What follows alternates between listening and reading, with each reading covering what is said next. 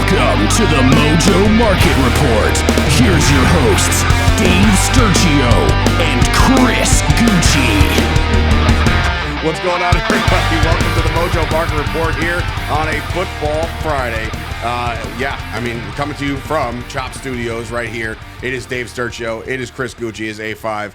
Anthony behind the glass. I'm all frazzled right now all of a sudden because I'm just thinking it's a loaded show. And clearly, I feel like everything we said about the Thursday night football games for the first 6 weeks of the NFL, like the football gods hurt us a little bit, right? They're like, wait, hold on. Like, we could do better, right? I mean, next week's game, by the way, is great. I think it's like the Ravens and the Bucks, so it'll be good. But in this regard, we're like, two teams, they stink, blah, blah, blah. We'll see what happens. We'll see what moves. And they delivered. And then, just when you thought you can go to sleep, the game, literally, the guy was taking his last knee for the end of the game. We're like, victory formation, let's all go to bed. We had a great game. Then we get the blockbuster trade that happened. And of course, with the trade, this is what it is. Christian McCaffrey gets dealt from the Carolina Panthers to the San Francisco 49ers for a second, a third, and a fourth, and next year's fifth, I believe. If I'm wrong on one pick. But the 49ers officially have... Well, I know they have a lot of compensation picks. So, I thought for sure that they wouldn't be picking into the fifth round, but I believe they have a comp pick in the third, a comp pick in the fourth. So they're basically taking the Rams approach here and saying, F them picks. And they're like, you know what? The heck with it. Let's add one of the best running backs in football right now. And they do. And there's such a trickle-down effect to this, Chris. And I'm looking at it, and I'm like, wow. It's funny because everybody was like, get the backup running backs in your portfolio and get the backup running backs on your fantasy teams because just in case McCaffrey gets hurt. But now it's like, just in case he gets traded. Big deal. Yeah, there's a lot of... We were looking at the top movers, and there's no top movers in the top movers over on Mojo Market. As far as the Saints game. As far as the Saints game, we got some, though. Because of the trade that went down. I mean, there's a lot to break down as far as this trade goes, and we're going to talk about the 49er game later, so I think we should just put this on the back burner, and when we get to the 49ers, we'll get to it. But for now, let's talk about some top movers.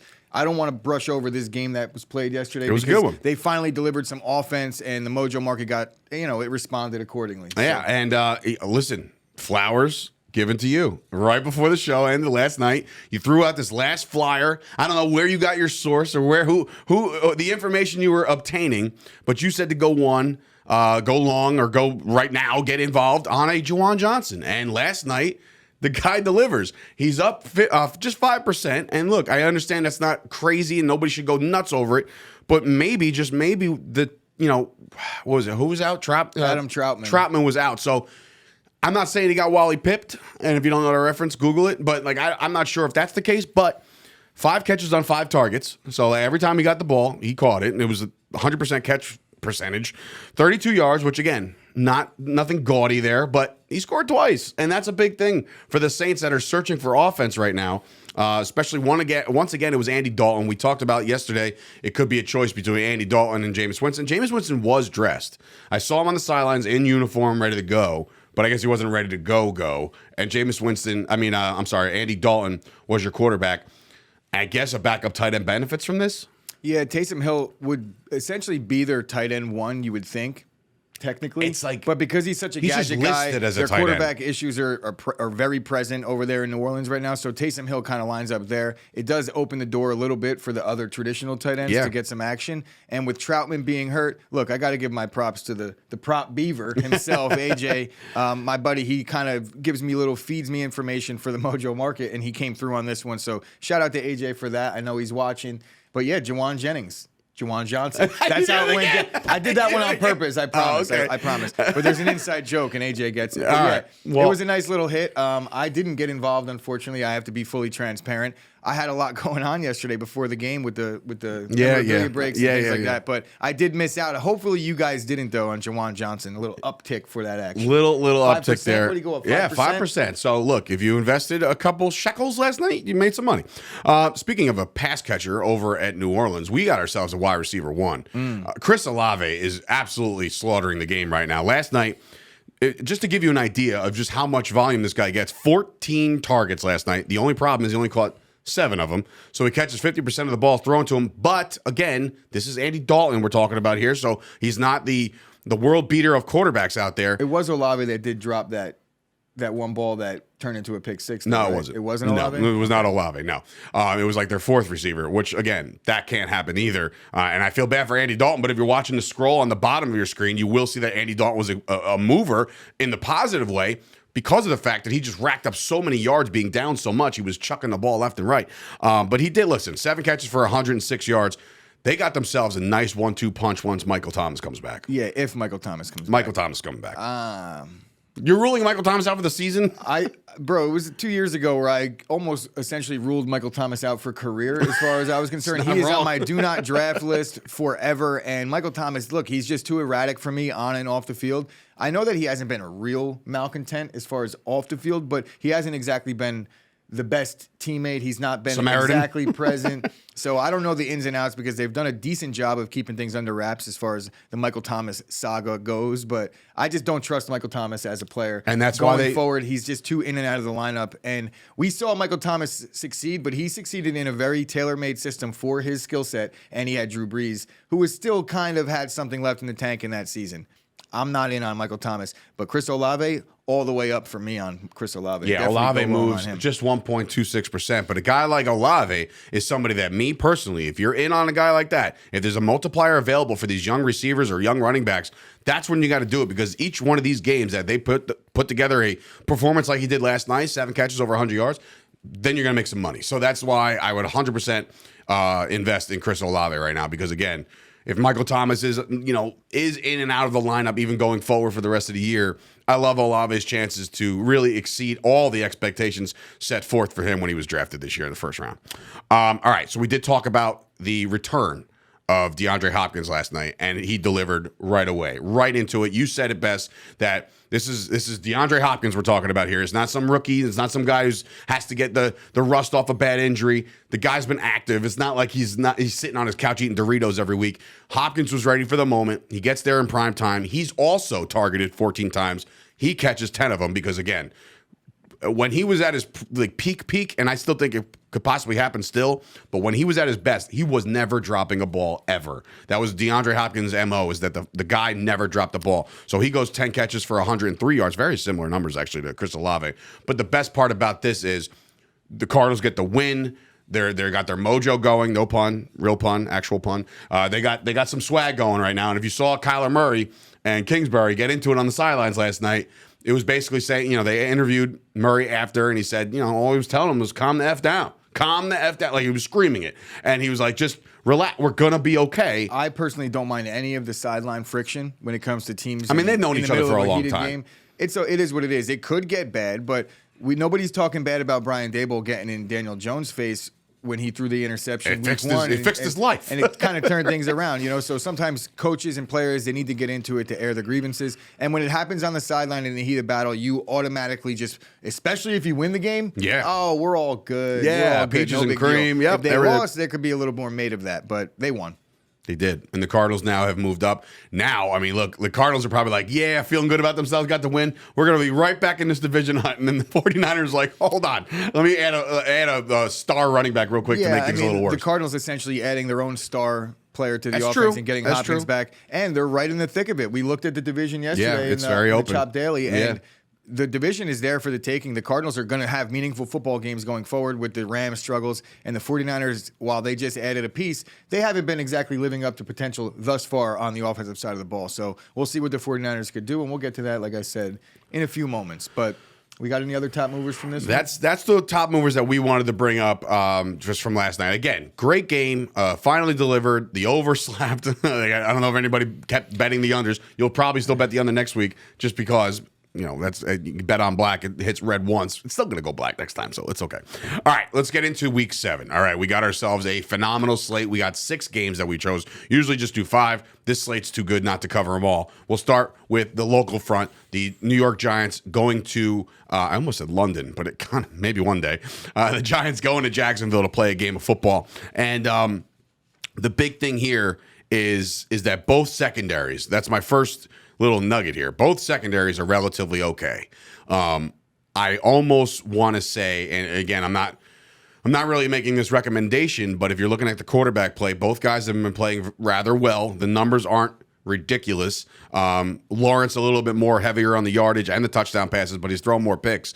And now this Giants defense all of a sudden has got the ability to take the ball away, which, again, you waited 6 weeks to do it, but they're doing it. I wouldn't touch any of the quarterbacks. In fact, I would almost go short on a Daniel Jones. He's almost due for a bad game. I don't know. Like I said, this might just be me trying to convince myself that the Daniel Jones stuff is a mirage, but like it's still happening. So that's what I got on that. But I will say that the Giants do give up big chunks on the ground. The Giants are averaging right now yards allowed on the ground $144 a game. So Travis Etienne, James Robinson, hello. I'm thinking I'm all over those guys this week. Yeah. So I did a real deep dive on the Giants this week, and the Giants are not good according to the metrics. They really are not. It's hard to tell you. It's hard for me. Look, I know that the Giants are 5-1, and there's one stat that you cannot account for in the metrics, and that's wins and losses. And 5-1 is 5-1. But I worry a little bit about the Giants down the stretch because of the metrics that I'm looking at. Since DVOA has been a measured stat in the NFL, out of all the teams that have ever been 5-1 in the NFL through 6 games, the Giants, and then also conversely, the Vikings are fit into this category as well. They're 2 of the 3 worst teams ever in terms of DVOA ratings overall. Defensively, the Giants are 30th overall in team DVOA as it stands right now as a 5-1 team. I don't know how that gets it done going forward. I know the schedule is favorable, but then I started looking into Daniel Jones and breaking him down. I think they're the 4th easiest going forward. Daniel Jones is taking care of the football really well. And he's making big plays in third down spots, and he's delivering in those high-pressure situations. And that's the Giants are basically winning games on guts and Brian Daboll's ability to rally the troops at halftime and make the adjustments that are needed. But, look, Daniel Jones, he's 1 of 5 on passes that have traveled through the air 20 or more yards. 1 of 5. That was a Week 1 touchdown to Darius Slayton. Since then, 0 for 4 through 5 games. So you're telling me he's only attempted 4 passes past 20 yards? He has more than 5 passes over 20 yards, but that's largely because of Saquon on the check down and him making people miss. I'm talking about through the air. Through the air, Daniel Jones, 1 of 5 through the air. And the first one was a broken coverage, 65-yard touchdown to Darius Slayton in Week 1. Since then, he's 0 for 4, 0 yards. They don't even try to throw the ball down the field. I know there's glaring deficiencies as far as pass catchers go with the Giants. So you would think that maybe they'll be able to improve on those numbers if they get some help at the wide receiver position. But if you look around, I don't know that there's any help coming for the New York Giants. They may get some guys a little bit healthy. You don't think they're in on the sweepstakes of like guys like DJ Moore or Elijah Moore or Odell Beckham Jr.? I think Odell Beckham is possibly a potential scenario for the Giants. Can you imagine what this city would go through if Odell came back? I worry a little bit because I saw news coming out that Odell is maybe more than a month away at this point. It's already mid-October, late October. There's so many conflicting reports. So if they're talking about possibly December for Odell Beckham, I think that the wheels might come off on the Giants a little bit before then. And if Odell looks at what I looked at, he might think twice about going to the Giants because I don't know if he's going to get any passes down the field. Is Beckham going to try the old Eric Weddle? Like just show up for a playoff run for somebody? If the Giants make the playoffs, and all signs point to them being one of the 7 teams to make it. It makes sense for Odell to hold out as long as possible because then it's going to increase his demand. The closer you get to playoff time, the more potential for an injury and a spot to open up on a really good team. I think Odell's just going to be smart about it. He really has no clue where he's going to go. He's going to go to the highest bidder on the best situation for him to win a ring. And he makes no qualms about actually ring chasing. He said, yeah, that's what I'm doing. Good for him. I was going to say, good for him for being so open about that and saying, like, he just chased the ring. He's like, no, he didn't. And he's like, no, I am. That's exactly what I'm doing. All right, moving on. Other local front. Saquon, I feel like Saquon's going to have himself a day still. Okay. Yeah, so that's where I would go with if I was going to that makes the most sense. Just so everybody knows, the Jaguars are giving up they're only giving up 89 per game on the ground. I know, but what are the Giants going to do? True. So when all else fails, run the ball. To the run. I think it's about executing there. All right, moving on. We got the Jets and Zach Wilson and the 4-2 New York Jets. Again, this is not an edit. This is not a misspoken sentence. The Jets are playing good football right now, and now they're taking on Mr. Unlimited with Wolverine blood, Russell Wilson, and the Denver Broncos. Right now, I'll just right off the rip, my big play of this game is shorting Russell Wilson. I will short Russell Wilson every week for the rest of time because this dude is turning out to be not what we all thought he could be. And this dates back to last year, and then the trade, and then all the primetime games. Maybe, just maybe, I say short Russell Wilson, and I stick by that. But game's not in prime time. Like, I feel like they haven't not played in prime time. Maybe a little less pressure with not the whole world watching. I don't know. Nothing is working for this guy. They got their teeth kicked in the one game that stands out to me by the Raiders that wasn't a primetime game. Wasn't that a 4 o'clock game, though? Yeah. To me, those are almost primetime games. If it's a 1 o'clock game. It's not. I'm well aware it's not. Because if they're playing in Vegas, it's 1 o'clock in Vegas. So it's like early as hell. Hey, who asked you? Who actually asked you about that? Just all saying, right. We don't need to talk about time zones. Time zones are stupid. Anyway, getting back to this prime game. time. Prime time at it's 1 always o'clock. Prime time in Vegas is what Dave meant. That's exactly what I meant to say. All right, so both good defenses here. Again, Russell Wilson, I'm not in on you. I'm going to short you. Zach Wilson's playing relatively good ball since he's come back. He's winning games, right? So, like, again, there's hype around Zach Wilson, specifically in the Mojo market and specifically in, obviously, New York City. He's winning games. He's not putting up gaudy numbers, so that's somebody I'll probably avoid even this week. There's nobody else outside of our pet cat right now, and that's the guy, Breece Hall. Like, it's going to be Breece Hall's show for the rest of time. He's already shot up the ranks and now is, like, the clear-cut favorite to win Rookie of the Year. So, like, the guy is absolutely a stud. This is the time to if you've missed the boat so far, Breece Hall's the kind of guy to go for now. Yeah, I mean, I would agree as far as Jets offensive players go. As I look at the Denver Bronco defense, they're not really a good football team, but the only thing that's kept them in these games is their defense. Total defense, second in the NFL in team DVOA. They're really getting it done on the defensive side of the ball. If it wasn't for their defense, they would have literally no hope up to this point, and they haven't had much. But I want to point out an interesting situation brewing in the Jets locker room right now, more so than anything in this game, is that Elijah Moore demanded a trade or requested a trade. He's not going to get it. I don't think he's going to get the trade out of the gate, but through 6 games of his second season, it's a little early for people to be jumping ship on a successful run so far for the Jets. Like, how does he do that after one season of actual successful, like last year when Zach Wilson was in there, he was one of the better receivers in football. Like, he came onto the scene. Sometimes these guys don't want to actually be traded, but they have to voice their concern, and a lot of it comes through the agent. The player will say what he wants to play. I have a theory. Say what he wants to say. I saw his tweets. He was responding to a couple tweets, but he was a little bit, you could read between the lines, and he was not happy, but he was saying, but I'm a team player, I'm all in, I'm happy for my guys, but that's player speak. Clearly, Elijah Moore is not happy. I want to talk about his usage. First 4 games of the season, he was averaging around 90% of the snap counts. The last 2, 66, 58%. Obviously, the production. He didn't get a target against the Packers. He did not get one target. Obviously, the production. He did get a target, but there was a penalty on the play, so there was no target. But 1 target. The production is clearly significantly dipping because of the fact that he's not seeing the field as much. Yeah, of course. I think he's gotten 4 targets combined over the last 2 games. Not a good spot for Elijah Moore to be in. But because of the bad spot, and the fact that he has largely been not used in the Jets offense, he might be in a sneaky position right now. Denver's pass defense is elite. So I'm worried about any of the Jets pass catchers, but maybe an Elijah Moore because he's on a dip right now. He hasn't been used. If he gets a little bit, he could eventually go back up to where he should be with a 1 good game here or there. I just don't know if I'm going to be in on any of the Jets offense in this one. Really, this is a short fest. Because I think there's a little bit of everybody's a little high on the Jets right now, and rightfully so. It's been a while since they've been this successful, and people are very, very low. But matchup on the Denver Broncos, but matchup-wise, it plays in Denver's favor in terms of the defense in this one. I think Denver has a chance to take this game. Oh, interesting. All right, we'll see. You really think that the Jets are as real as everybody thinks? We're about to find out because this is a very Jet-like loss coming their way. If they do lose, the Jets fans should absolutely say, like, we saw that coming from a mile away, the Mile High away. If the Jets win this game, it'll be a really significant test. I know Denver doesn't look like the team right now, but it's still a tough place to go in and play against that defense in those conditions. And obviously with the young quarterback, I think the Jets might struggle a little in this one offensively. So Breece Hall, maybe, but it's gonna be tough sledding against the Broncos defense. You know who's not gonna struggle this week? I don't think. And it's my guy, the returning Dak Prescott. The Cowboys take on the Detroit Lions. Why can't I find this game? No, it's right in front of me. Hello.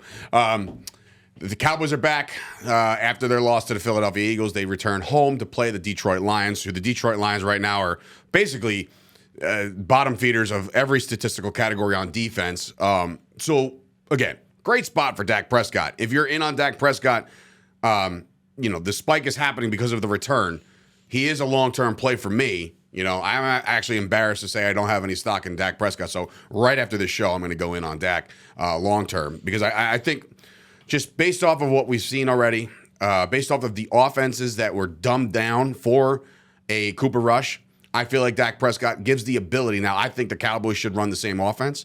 I know it sounds kind of silly, kind of ridiculous, where it's like, Dak, just run the Cooper Rush offense and we're going to be great, right? And I think if they do that, they're going to be good. So, keep your eye out. All the pass catchers over there just in case. So I'm talking about the CeeDee Lambs of the world. I'm talking about the Michael Gallups of the world.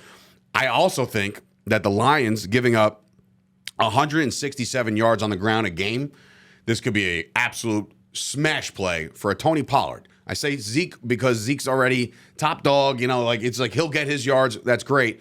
But splash plays, big plays, you'll be watching all your football on Sunday and you'll see Mojo post a story on Instagram and it'll just be a laser beam of a run by Tony Pollard and watch his stock go right up. So I think Tony Pollard has a big game. I think the Cowboys offense has a big game here. You were mentioning to me in pre that the Lions offensive line is very good. So if Jared Goff has time back there, you could see some big plays out of Amon-Ra St. Brown, Josh Reynolds, guys like that. Hawkinson. Cowboys traditionally never great against tight ends, especially good ones. But yeah, I don't know how you're seeing this game playing out, but I think the Cowboys offense, all those guys might do relatively well this week. I look at the Vikings game a little bit in terms of how I think Dallas is going to approach this one. I want to say this is CeeDee Lamb's game, but I think the Lions are going to sell out to stop CeeDee in this one.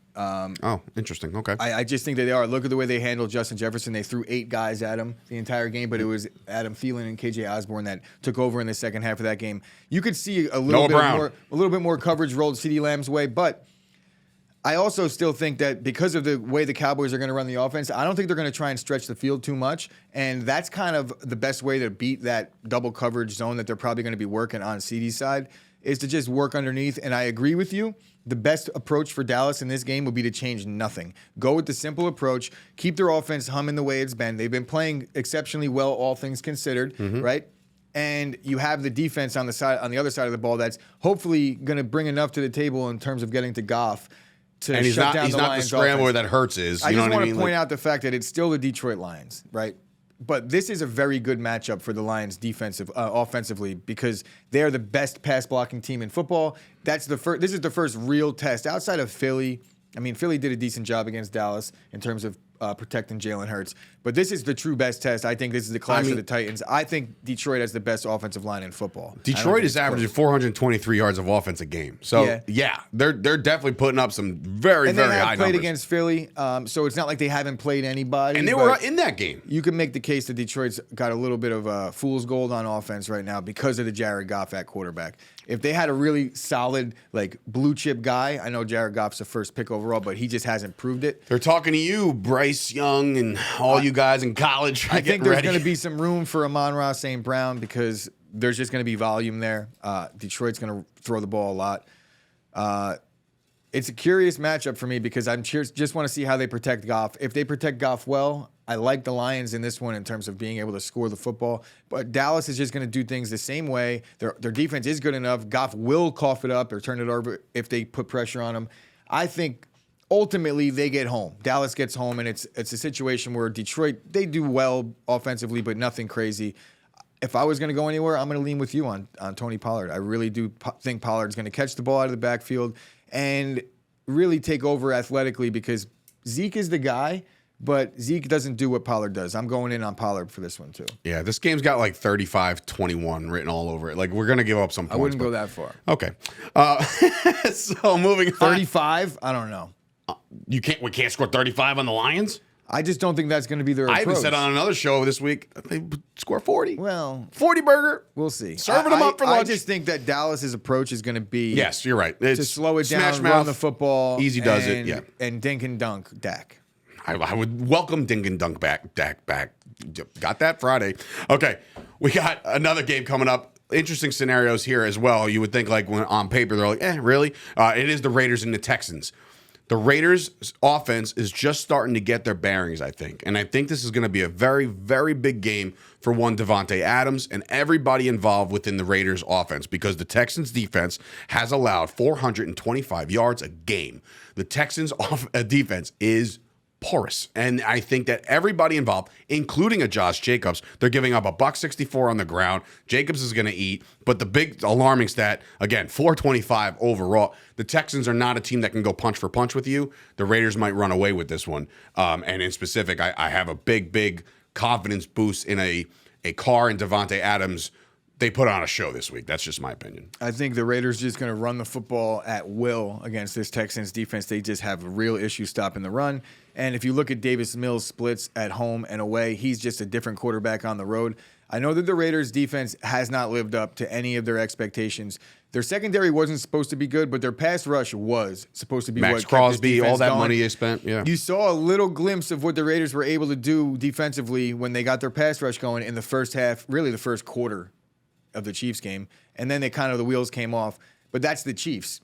The Texans on the road with Davis Mills is a very, very different situation than a Pat Mahomes and company. So agreed. I think that the Raiders will find some success getting to the quarterback. Davis Mills struggles a lot on the road, as said.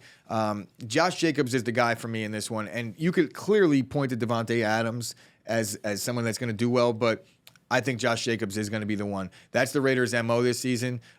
Josh McDaniels has been just feeding him the football, and rightfully so. If you look at the way he's playing, he's just a new type of player. Like Josh Jacobs, I don't know if he's been dealing with nagging injuries, but this guy's fully healthy, and I've watched him 3 times fully. I believe it's a contract year. So and they didn't pay him. So, yeah, Josh Jacobs is prime. I might be wrong, but I'm I feel pretty like sure you could that's just go in on Jacobs every week because they're going to feed him the ball more often than any player, including Davante Adams, obviously. I like it. A very primo matchup coming your way as well is we talked about him earlier because of the blockbuster trade, but it's also the San Francisco 49ers going to Kansas City to play the Chiefs. That game is going to be probably the game of the week, I think. And I asked you, and you said it's pretty much a foregone conclusion.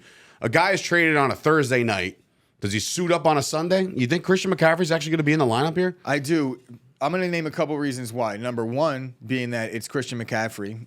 He's been playing football how long, Dave? His whole life. His whole life. So it's not really hard to tell a guy that with his football acumen and his knowledge of the game. Let's also touch on another point here.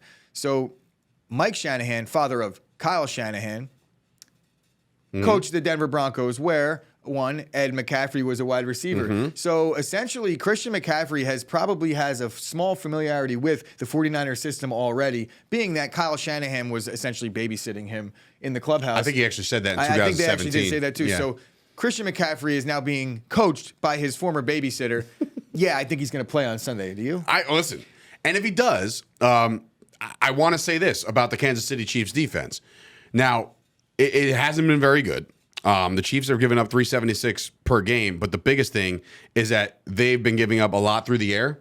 And I can see a Christian McCaffrey catch out of the backfield or two. If they dumb it down, and Jimmy G is going to become a check down master. You talk about a guy. Here's a guy who's got the best scenario right now. He's got Christian McCaffrey to just hand it off to and dump it out of the backfield to. And then he's got Deebo Samuel running the drag routes and the slants. And here, Deebo, take a 2-yard and go. Like, Jimmy G right now is in the best possible scenario for his entire career. I don't care where he goes next year or any years after that. You're never going to have offensive weapons like you have right now, Jimmy. This is the time to shine. Yeah. Go do it. Does everybody think right now, I'm curious to know, does everybody think the 49ers offense is just going to hum in this one because they got McCaffrey? Because I don't. Well, the fact is the 49ers offense before this trade is looking at 348 a game, 124 on the ground. So they're already averaging 124 with a bunch of backups. Jeff Wilson, has Elijah Mitchell seen his last days? Like, is he going to just be the supplemental back now? As far as the market projections are concerned, he may have. Yes. But yes. look, that's the curious question here. Does now the 49ers, do they have an opening? Are they looking to trade a Jeff Wilson now? I know that there's going to be takers on a player of that caliber if he is in fact on the market. But judging by the way the 49ers usually keep a loaded running back room, I would say they keep all 3 around. They got 4 or 5 guys there. I think that in this So many first running game, backs. McCaffrey, while he might get some involvement in the pass catching game, I think when you play the Chiefs, a lot of times on third down, you know what your back gets relegated to? blocking because the Chiefs blitz a lot. Steve Spagnuolo is probably going to dial it up. There is some wrinkles in the past game that they could probably do a little bit of a screen action, and McCaffrey is lethal in the screen game.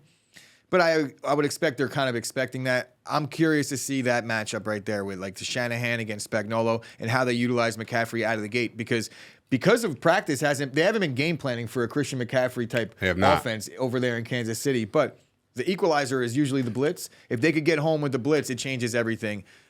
I think McCaffrey is going to play. I would maybe temper my expectations on how well he's going to play in this one, but I think Kittle might be the guy. The amount of blitz packages that you're going to see coming their way, it's going to be Ayuk and Kittle, as far as I'm concerned. Okay, I'm just checking something real quick. I mean, this is just me being a crazy person here. But if I go to the 49ers roster right now, and I'm just at curiosity in the depth chart. So what do we got? I might know it. Jeff Wilson Jr. I'm wondering what numbers these guys wear. 22. Jeff Wilson Jr. wears 22. McCaffrey wears 22. So I'm just kind of curious. You know, how much is he going to pay Jeff Wilson for that number? Or is Jeff Wilson going to be like, nah, man, what? Listen, I know it means nothing to nothing, but I'm curious. Why not? It piques my interest. All right, great game, though. Great game coming up. It is a good game. And it's going to be a good one to watch. Real quick, we'll brush over this one before we get out of here. Steelers-Dolphins Sunday Night Football, another gem of a game, because I really do think that this is a ultimate matchup for the young quarterbacks. Kenny Pickett, as of right now, I haven't read much more into the fact that he's back at practice and he's kind of doing his thing. I think he's cleared protocol. I think. I could be completely wrong. Today is a major stepping stone on whether he's going to get to play or not. We could we'll find out later. Potentially see the matchup between returning Tua, and Kenny Pickett. So that's the interesting part there. I'm already long on Kenny Pickett, so if he does go, I'm expecting him to have a big game. The Steelers are giving up 410 yards a game defensively. So if Tua does get back, I think they get back in a big way. And it's a Tyreek show. It's the Jalen Waddle show. It's even Mike Gesicki gets into the end zone, does his horrible gritty. Like it is the Dolphins offense that could really hum in this game, if we're going back to the humming word. But the Dolphins could have to rebound after their performances the last couple weeks. After the Bills game, the Dolphins were all the buzz going into that Thursday night matchup where Tua essentially got taken out for a couple weeks with that vicious hit. The Dolphins haven't won since, and when you look at what their record was before that, it was 10-1 over their last 11 games. So Tua just wins football games. I think it's a very good spot for Tua in this one. I also think it's a good spot for Kenny Pickett to shine. As far as the wins and losses go, it really doesn't matter here. Kenny Pickett's probably going to put up numbers. Miami's secondary has just everybody's thrown on them. They are getting a little bit healthier. I'm not sure what's going on with Byron Jones. I know I don't know. Oh, right? Byron Jones he's on the IR. Yeah, but IR set to return supposedly after week 5. So maybe they probably have 21 days to get him active, or otherwise he's done for the year. Yeah. Interesting. I'm not sure though. I thought he was supposed to be back by week 5, and he's still not back. So he's on the 4-week IR. Xavier Howard, while he's been a little bit healthier, even when he's been in games, he's been one of the worst starting cornerbacks in the NFL. I'm not just saying that as like he's playing bad for him. No, he's playing bad. It doesn't matter who you put in there. Like Xavier Howard's ranked like 50th according to PFF through however many games he's played. So not good. The pass catchers over there, the pass defense over there is not good in Miami. So you could see a George Pickens, Kenny Pickett, Deontay Johnson action. I think that they're going to do well offensively, but I just think that the Dolphins pass catchers are going to be too much. They're going to eat. Dave, I agree. All right. Largely a throwing game in this one, though. Great game, though. Great game. Sunday Night Football is going to be good. I got a good feeling about all the primetime games except for the Monday night game. We'll talk about that on Monday, but it's they're putting the Bears on primetime again. But that's not our fault, right? They had all the touted and everything like that. It was okay when they scheduled it. Not our fault, Dave. I don't think anybody's blaming us. It's not our fault. All right, so that'll do it for a show. I hope you guys enjoyed this. Football this Sunday is going to be again great slate. We previewed a lot of these games. We think they're all going to be really good and deliver. Be sure to check out Mojo.com for all your in-depth analysis. Make sure if you're watching this on YouTube right now, you like the video and you also subscribe to the channel. Great content throughout this channel in itself.